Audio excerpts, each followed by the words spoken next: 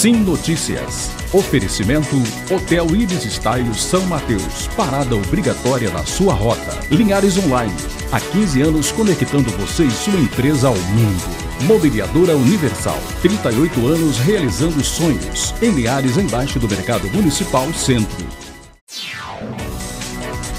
Olá, minha gente. Está começando o Sim Notícias. De hoje você vai ver todos os destaques de Linhares e região. Confira na edição desta terça-feira. Manifesto de caminhoneiros em 4 pontos da BR-101 no Espírito Santo. Aqui em Linhares, a paralisação foi em Bebedouro. Petrobras promete queda nos preços dos combustíveis a partir desta quarta-feira. Orações e homenagens em frente à casa em que os irmãos Cauã e Joaquim morreram no centro da cidade. Confira também a coluna Economia e Negócios, direto dos Estados Unidos, com Abel Fiorotti. A nossa entrevista do último bloco de hoje é com o professor, mestre e doutor Júlio Pompeu, que vem a Linhares para uma palestra sobre ética nas redes sociais. E o esporte você confere com Altemar Félix. Tudo isso e muito mais agora no Sim Notícias. Linhares se vê aqui.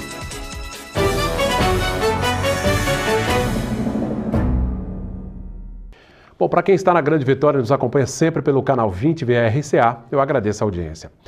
Uma enorme fila de veículos de carga se formou na BR-101, também em Linhares, nesta terça-feira. O movimento contra a alta no preço do óleo diesel teve grande adesão e complicou o trânsito na rodovia durante toda esta terça-feira. Os caminhões e carretas ficaram estacionados no acostamento da rodovia e apenas carros de passeio e ônibus puderam seguir viagem. No início do movimento, os manifestantes atearam fogo a uma barricada, mas a pista foi liberada pela Polícia Rodoviária Federal e pela Eco 101. O movimento começou aqui em Linhares por volta das 8 horas da manhã e aconteceu também em outros 3 pontos da BR-101 no Espírito Santo. Em nota, a concessionária que administra a rodovia informou que também houve protestos no quilômetro 305 em Viana, no quilômetro 414 em Itapemirim e no quilômetro 945 em Mucuri, na divisa do Espírito Santo com a Bahia. Uma homenagem feita por um grupo de moradores marcou um mês da tragédia que matou os pequenos Cauã e Joaquim em Linhares. As pessoas acenderam velas e fizeram orações em frente à casa em que os meninos moravam. Moradores de Linhares fizeram uma manifestação de pesar pelas mortes dos garotos Cauã e Joaquim. Depois da madrugada dolorosa de 21 de abril, quando os garotos foram mortos, restou fazer orações e pedir justiça. Pai nosso que estás no céu, santificado seja o vosso nome, venha a nós o vosso reino, seja feita a vossa vontade. Eu como pai, como todos estão aqui, somos pais, queria muito acreditar que isso tivesse sido um acidente. Porque a palavra pai é muito difícil para quem é pai. Pai é proteção, pai é amor. A gente ter a noção de um cidadão como esse, o seu Jorge, fazer uma atrocidade dessa, fica muito difícil para a gente acreditar. Mas vamos aguardar, não vamos julgar, vamos deixar que as investigações sigam para que a gente possa, falar o que realmente aconteceu. É isso que a gente está buscando, uma resposta do que aconteceu, injustiça que seja feita, que os culpados paguem por isso. Que não sabemos se foi um, se foi dois, se foi vários, se realmente teve algum culpado, se não teve, se foi acidente, se não foi. Então a gente está querendo simplesmente uma resposta e que, se tiver o culpado, que pague por isso. Nós queremos justiça, nós queremos resultado da perícia o quanto antes, nós queremos a reconstituição. Sabemos que a polícia não irá divulgar nem a data que vai fazer, porque se divulgar, com certeza, a população em peso vai estar aqui querendo ver. Foram deixados no muro da casa cartazes, bolas, que traziam fotos das vítimas, revelando o quanto a população ficou triste com as mortes. Enquanto a população pede que a justiça seja feita, a polícia não parou nem um minuto sequer. O delegado Romeu Pio de Andrade Júnior não confirma a informação sobre possível pedido de exumação do corpo de uma bebê do casal. Sobre depoimentos, este dia 21 foi mais uma vez de movimentação. O pai de Cauã, Raine Butkowski, deu ontem depoimento cercado de mistérios. Entrou na delegacia da Serra e saiu sem falar com a imprensa. Preso desde o dia 28 de abril, o pastor George Alves teve prisão temporária decretada por 30 dias, que foi prorrogada por mais 30. Pelo rito dos trabalhos até agora, a polícia deixa claro que investiga homicídio com possibilidade de crime hediondo. Mais um capítulo, né, dessa triste história. E morreu em Caraíva, distrito de Porto Seguro, na Bahia, o produtor rural Sebastião Hélio Pianissoli, de 60 anos. Ele é de Linhares, onde tem vários parentes, né? Mas mora na Bahia há vários anos. Segundo o site de notícias baiano, Sebastião teria batido a cabeça em uma estrutura de ferro de um secador de café e acabou morrendo. O acidente aconteceu na fazenda Santa Luzia, de propriedade dele, na tarde de segunda-feira.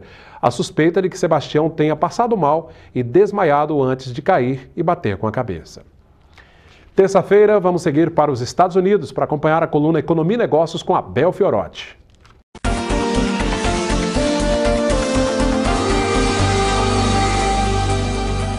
Olá, amigos da coluna Economia e Negócios, consultor Abel Fiorotti aqui direto dos Estados Unidos.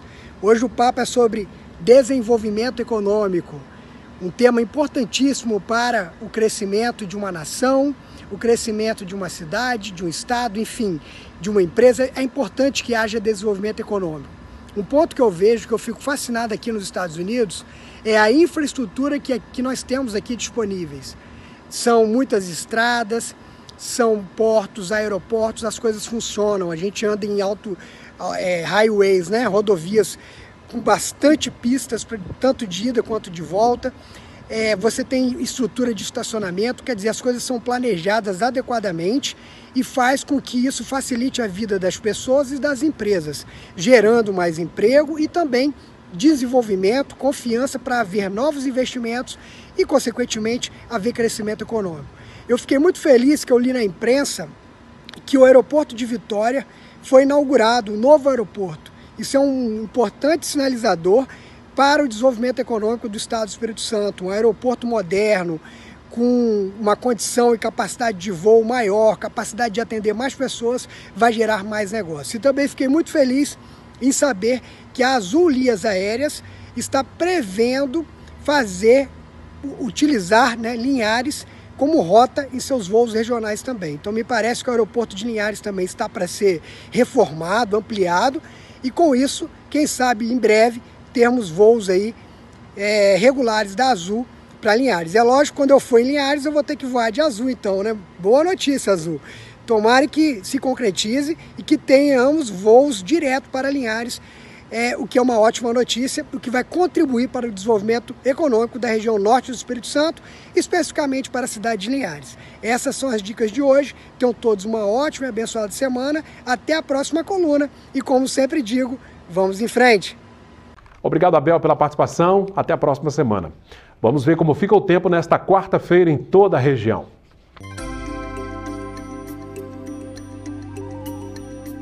Quarta-feira de sol entre nuvens e, infelizmente, sem chuva mais uma vez. As temperaturas em Linhares variam entre 19 e 29 graus. Colatina com mínima de 15, máxima de 28. Em São Mateus, variando entre 20 e 27 graus. Já em Vitória, mínima de 17 e máxima de 29 graus.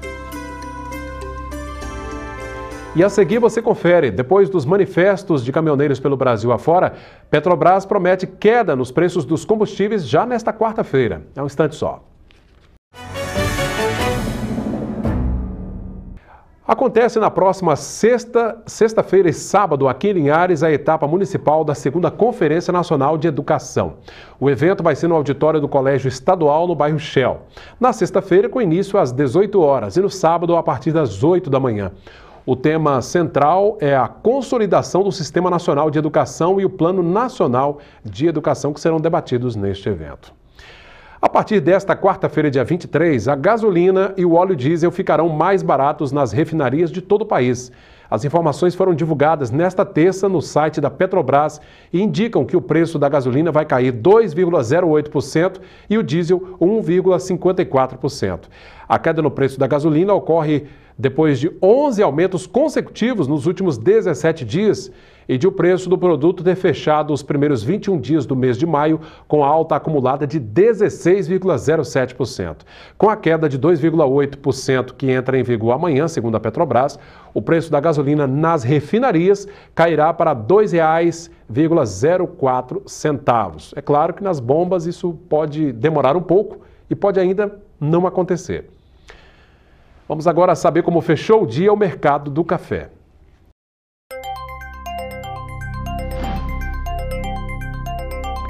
O Arábica tipo 6, R$ 431 a saca.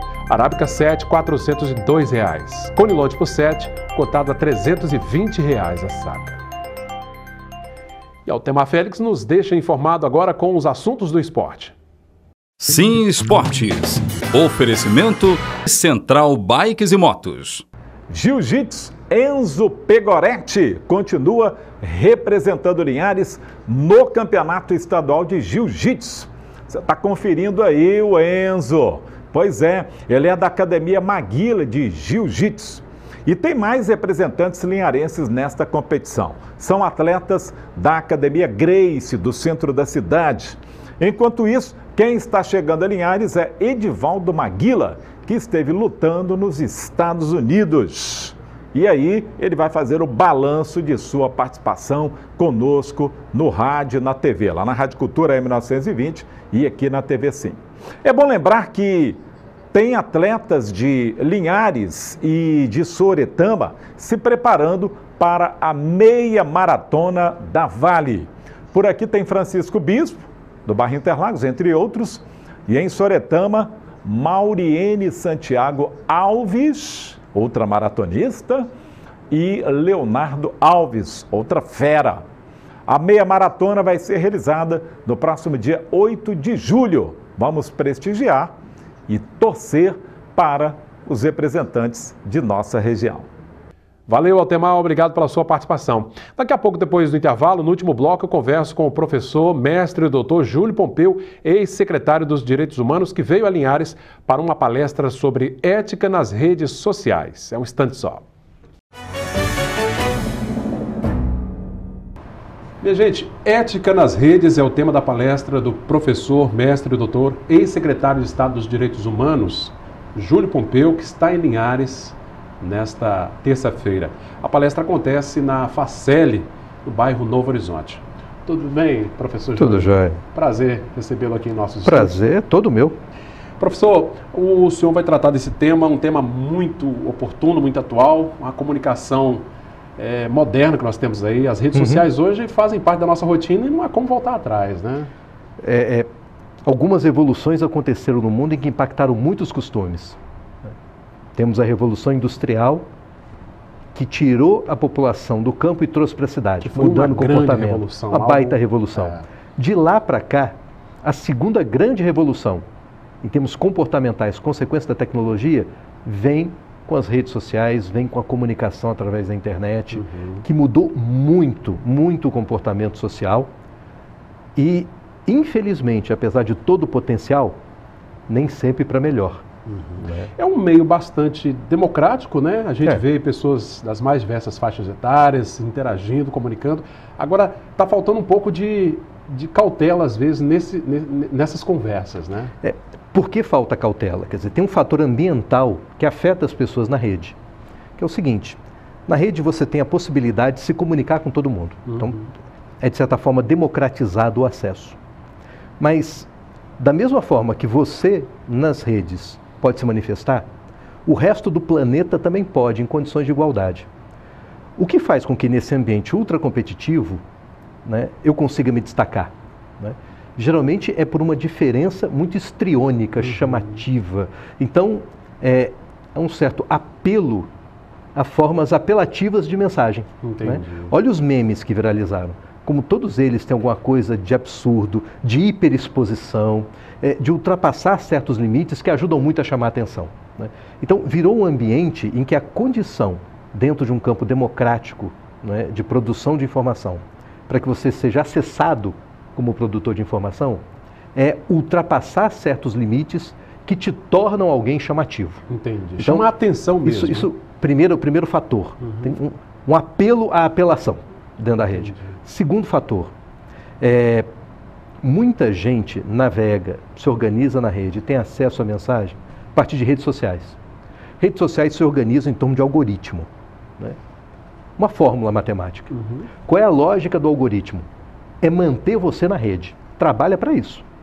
Para manter você na rede, ele busca conectar você com pessoas que concordam contigo. A sua tribo ali, a sua turma. A sua tribo. E por mais esquisito que o sujeito seja, Por mais minoritário que ele possa parecer, garanto para você, com a quantidade de gente que está na rede, ele consegue uma galera. O mundo é imenso. Né? E essa galera forma em torno dele uma espécie de bolha de opinião, de tal maneira que as posições que ele toma são reforçadas por esse grupo. Quando tem gente reforçando a atitude da gente, a gente se sente mais autorizado a ser truculento com quem é diferente. Entendi. Né? Fora uma distorção da nossa noção de realidade, porque como poucos rompem a própria bolha, você, da mesma forma que todo mundo pode produzir informação, você pode acessar tudo na rede também. Mas ninguém busca tudo. As pessoas fazem buscas muito limitadas dentro do seu próprio ambiente. De acordo com o seu perfil, né? E como as redes, gerando bolhas, oferecem para você informações dentro do seu perfil, há uma tendência de pensamento homogêneo de tal forma que quando aparece alguém pensando diferente, essa pessoa é digna de ser atacada, de ser agredida. E com gente reforçando, as pessoas se sentem autorizadas a isso. Então, a rede, que podia ser um baita local de discussão, de diálogo, ela é um lugar de confronto de bolhas, de tal maneira que se alguém aparece na minha rede, na minha bolha, na minha frente, dizendo muitas vezes algo com o qual não concordo, atitude comum de muita gente. Ao invés de dizer, eu não concordo contigo, acho que a ideia está errada por isso e por aquilo, acho que o melhor é dessa forma. Dentro do respeito. Dentro do respeito, da franqueza. Deixa de discutir ideias e passa a discutir pessoas. Você só fala isso porque você é isso, você é aquilo, você é aquele outro, você merece isso, gente assim tem que morrer.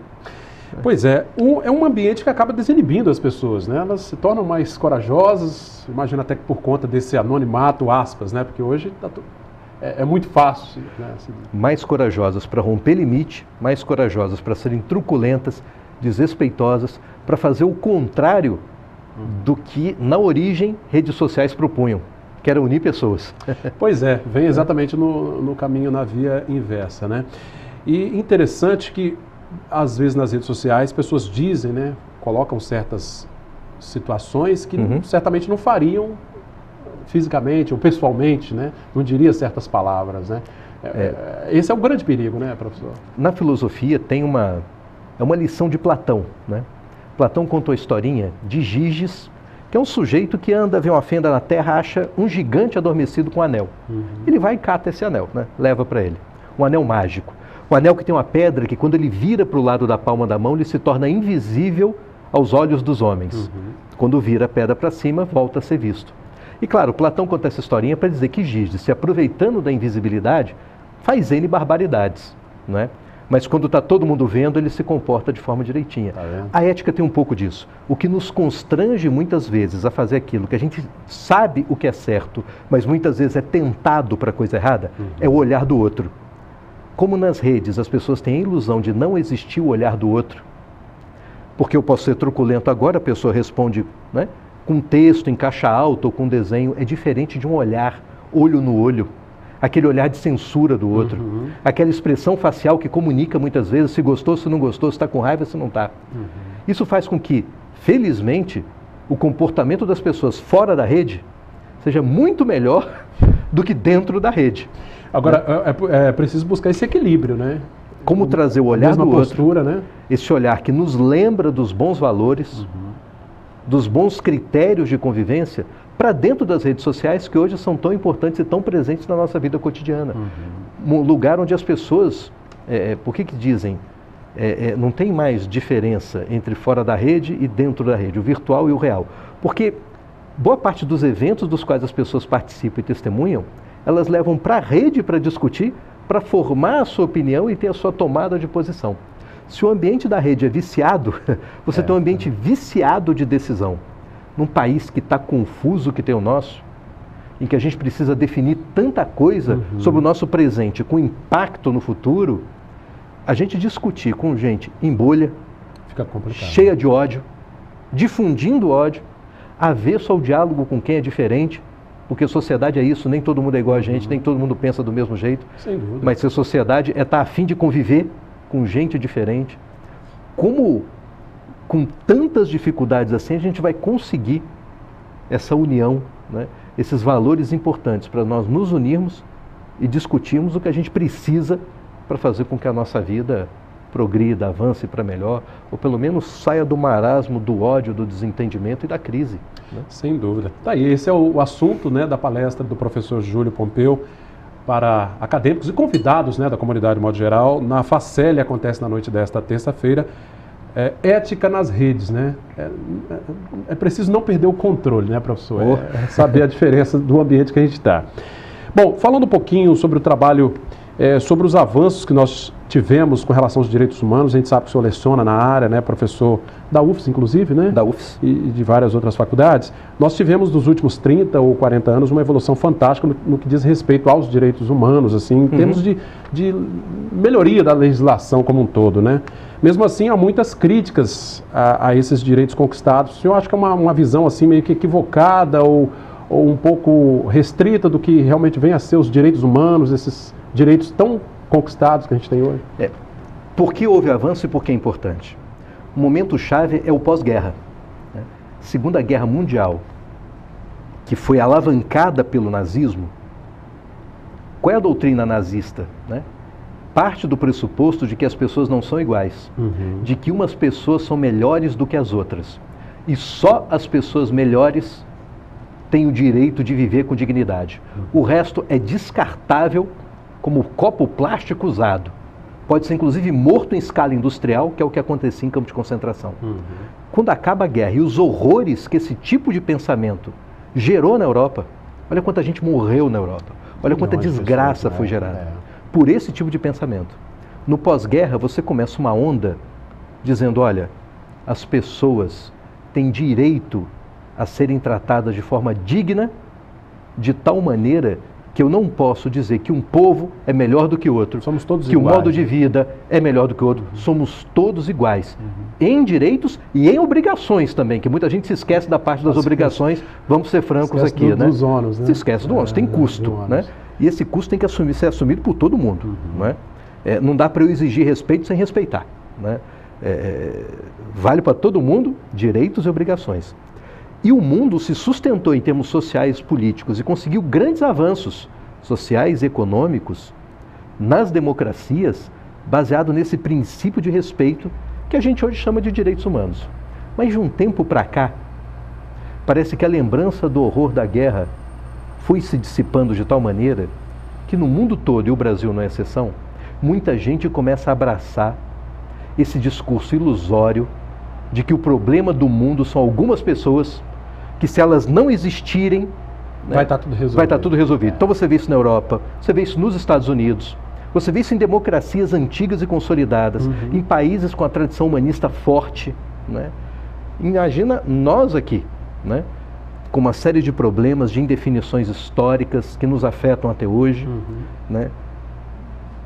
Altamente vulneráveis a esse tipo de ambiente e que é um baita retrocesso da história. Hoje no Brasil, direitos humanos virou sinônimo de defesa de bandido e não é isso. Pois é, eu né? Fiz a pergunta exatamente por conta disso. Às vezes, quando se fala em direitos humanos, né, tem esse pensamento pejorativo até de que é para defender bandido. Mas é uma visão míope de um contexto muito amplo, né? Isso é um mito tão grande quanto achar que homem é tudo igual, que mulher é tudo igual. Não são, as pessoas são diferentes, né? Completamente diferentes. Direitos humanos não é sinônimo de defesa de bandido, e que fique claro, para defender direito humano é preciso que as pessoas que cometam crime sejam presas, cumpram a pena na forma da lei, mas ao mesmo tempo, para que nós tenhamos uma vida com garantias de direitos humanos e com obrigações humanitárias a serem seguidas, é preciso que esses direitos e obrigações sejam previstos em lei e que o nosso grande compromisso moral seja de obediência à lei. Porque ou nós nos submetemos à lei, ou então nós nos submetemos a outras pessoas que são mais fortes.